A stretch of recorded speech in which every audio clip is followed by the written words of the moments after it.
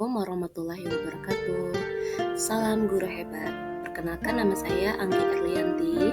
Saya merupakan calon guru penggerak angkatan 11 unit kerja SDN Klayan Timur 3 Kota Banjarmasin. Perkenalkan, nama fasilitator saya Bapak Beni Sumarna Saud Persaulian MPD dan pengajar praktik Ibu Farida Aryani SPD. Beliau-beliaulah yang akan mendampingi saya selama pendidikan dalam guru penggerak angkatan ke-11. Dalam video ini saya akan memaparkan kesimpulan dan refleksi pemikiran Ki Hajar Dewantara untuk memenuhi tugas modul 1.1 koneksi antar materi. Pertanyaan pemantik. 1. Apa yang Anda percaya tentang murid dan pembelajaran di kelas sebelum Anda mempelajari modul 1.1? 2.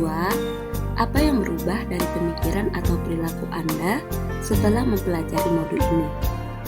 3. Apa yang dapat segera Anda terapkan lebih baik agar kelas Anda mencerminkan pemikiran Ki Hajar Dewantara? Dalam pemikiran Ki Hajar Dewantara, pendidikan dan pengajaran adalah dua hal yang berbeda. Pendidikan memiliki arti dan makna yang jauh lebih luas dari pengajaran, sedangkan pengajaran adalah bagian dari pendidikan. Pendidikan memberi tuntutan terhadap segala kekuatan kodrat yang dimiliki anak agar ia mampu mencapai keselamatan dan kebahagiaan yang setinggi-tingginya, baik sebagai seorang manusia maupun sebagai anggota masyarakat.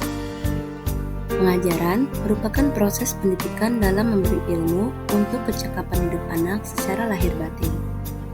Ki Hajar Dewantara memiliki keyakinan bahwa untuk menciptakan manusia Indonesia yang beradab, maka pendidikan menjadi salah satu kunci utama untuk mencapainya. Pertanyaan pemantik pertama. Apa yang Anda percaya tentang murid dan pembelajaran di kelas sebelum Anda mempelajari modul 1.1? Sebelum mempelajari modul 1.1, pembelajaran yang saya lakukan adalah 1. Hanya transfer materi pelajaran. 2. Ketuntasan dalam penyampaian materi lebih penting dalam memahami karakteristik murid. 3. Hanya melihat nilai murid dari aspek kognitif saja. 4. Jika murid sudah mencapai KKM, dianggap pembelajaran sudah berhasil. 5. Murid sebagai objek pembelajaran. 3. Pembelajaran terpusat pada guru. Sebelum mempelajari modul 1.1, pembelajaran yang saya lakukan adalah saya tidak mempedulikan murid apakah benar-benar paham atau tidak, karena harus mengejar materi yang dibebankan. Menurut saya, hukuman adalah senjata yang paling ampuh untuk membuat murid jerah. Menurut saya, hanya meminta murid mengejar materi tanpa memikirkan cara yang digunakan dalam memahami materi. Saya juga sering mengeluh dan merasa gagal dalam menuntut murid, karena banyak murid yang tidak tuntas selama pembelajaran. Pertanyaan pemantik yang kedua. Apa yang berubah dari pemikiran atau perilaku Anda setelah mempelajari modul ini? Setelah saya mempelajari modul 1.1 tentang pemikiran Ki Hajar Dewantara, bahwa apa yang saya pikirkan dan yang saya lakukan adalah kurang tepat. Setelah mempelajari modul 1.1, seharusnya saya melakukan pembelajaran secara menyeluruh, bukan hanya kognitif saja. Karena dalam aspek pembelajaran, selain dari kognitif, terdapat afektif, psikomotorik, sosial, budaya, dan spiritual. Setelah saya mempelajari modul 1.1, saya mulai memahami bahwa pertama, murid sebagai subjek pembelajaran, bukan objek. Kedua, murid memiliki kebebasan untuk berkreasi. Ketiga, murid juga memiliki kebebasan untuk mengemukakan pendapat.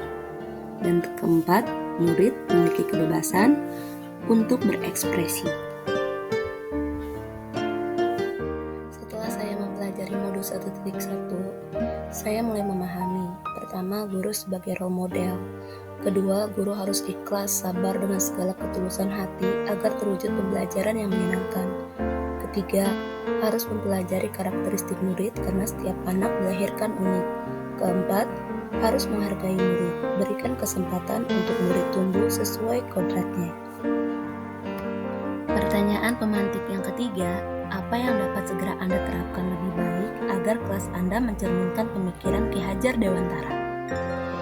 Yang dapat segera saya terapkan pembelajaran di kelas antara lain, pertama, merancang dan melakukan asesmen diagnosis awal untuk mengetahui profil murid. Kedua, merancang pembelajaran sesuai dengan hasil asesmen diagnosis awal yang telah dilakukan. Ketiga, membuat kesepakatan belajar di kelas. Dan keempat, mengenali murid dan latar belakangnya. Beberapa yang sudah saya terapkan pembelajaran di kelas antara lain, merancang pembelajaran yang interaktif dan menyenangkan dengan melibatkan murid. Kedua, menerapkan pembelajaran abad 21, berpikir kritis, kreatif, komunikatif, dan kolaboratif. Ketiga, pembelajaran tidak lagi menuntut, tetapi menuntun. Dan yang keempat, memerdekakan anak sesuai kodrat alam dan kodrat zaman dengan tetap memegang teguh budi pekerti yang luhur. Nah, demikianlah pemaparan video yang telah saya buat mengenai kesimpulan dan refleksi pemikiran Ki Hajar Dewantara. Terima kasih, salam guru hebat.